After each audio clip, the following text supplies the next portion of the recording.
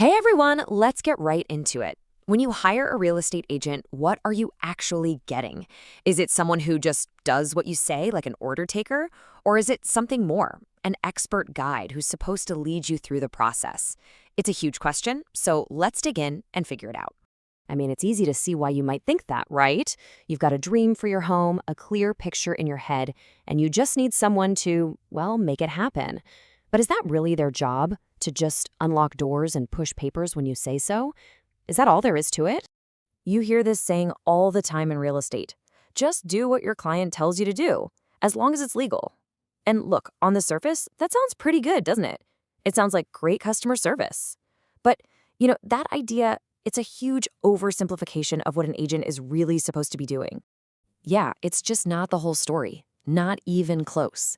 The reality is way more complex and, honestly, a lot more valuable to you as a client. If you think of your agent as just an order taker, you're only seeing the very tip of the iceberg. All the real work, the deep market analysis, the tough negotiations, all that critical legal know-how, that's all happening beneath the surface. Their real job goes so far beyond just following a list of instructions. Okay, so let's start by tackling this head on. We're going to call it the order taker myth, and it's exactly what it sounds like. This belief that an agent's number one job is to just do whatever a client first asks for, no questions asked. And this really breaks it down perfectly.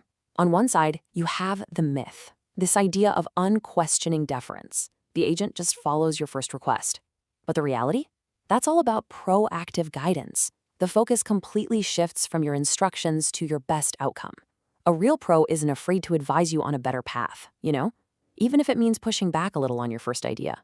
So if their job isn't just to take orders, then what is it? Well, it all boils down to this really important legal and ethical idea called fiduciary duty. This right here is the absolute foundation of the whole relationship you have with your agent. And you really gotta understand what this means. Fiduciary duty is a legal requirement. It means your agent has to put your needs and your best outcome ahead of everything else. And I mean everything. Ahead of their own paycheck, ahead of what the other agent wants, ahead of making the deal easy. The number one goal is getting the absolute best result for you. Period. See, it's all about guidance, not just nodding and agreeing. Fiduciary duty isn't about being passive, it's about being an active guide. Think about it.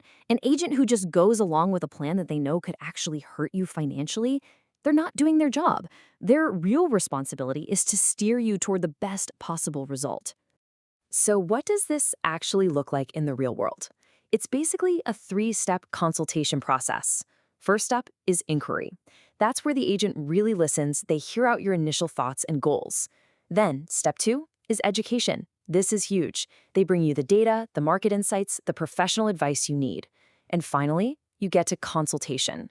That's where you work together to make a smart, informed decision. It's a real partnership. At the end of the day, it all comes back to this one thing. An expert agent knows their number one goal isn't just to get the deal done. Nope. It's to get you the best possible outcome. That could mean the most money, the best contract terms, or just making the whole thing go as smoothly as possible. All right, so we've established this is great for you, the client. But let's zoom out for a second, because this whole standard has a massive impact on the entire real estate market. This level of professionalism is literally what makes the whole system tick.